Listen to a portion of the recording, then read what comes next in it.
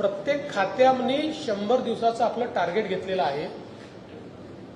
100 दिवसात काय करायचं हा 100 दिवसाचा प्लॅन आहे। 100 दिवस पूर्ण झाल्यानंतर त्याचा रिपोर्ट आम्ही त्या ठिकाणी सादर करू आणि प्रत्येक खात्याने काय टार्गेट घेतलं होतं आणि काय पूर्ण केलं हे आपल्यापर्यंत पोहोचवू।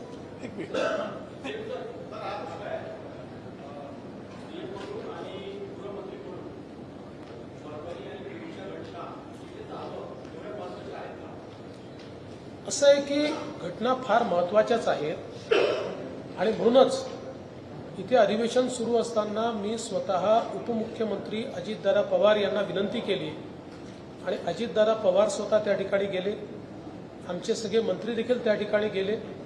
घटना महत्त्वाच्या होत्या म्हणूनच त्या ठिकाणी गेले। मला असं वाटतं की एखाद्या घटनेचं महत्त्व हे कोण गेलं यापेक्षा त्याला आपण काय रिस्पॉन्ड करतो या माध्यमातून होतं।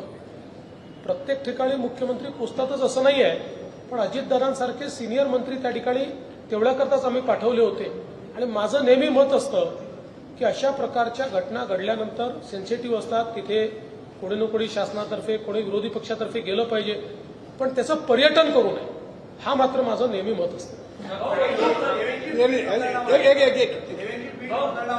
विरोधक आक्रमक होत आहेत, सोबतच त्या ठिकाणी म्हणजे बीड जिल्ह्याचं ते जे कंपॅरिझन आहे ते आता बिहार सोबत आणि एक गुन्हेगारी असलेला जिल्हा म्हणून करतायत, तर कुठेतरी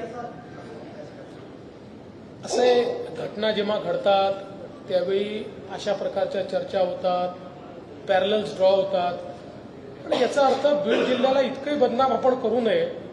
मात्र हे खरं आहे की गेल्या काही दिवसात तिथे घडलेल्या घटना या गंभीरच आहेत आणि आम्ही त्या गंभीरतेने घेतलेल्या आहेत आणि अशा प्रकारच्या गुन्हेगारांवर जरब ही बसवल्याशिवाय आम्ही थांबणार नाही।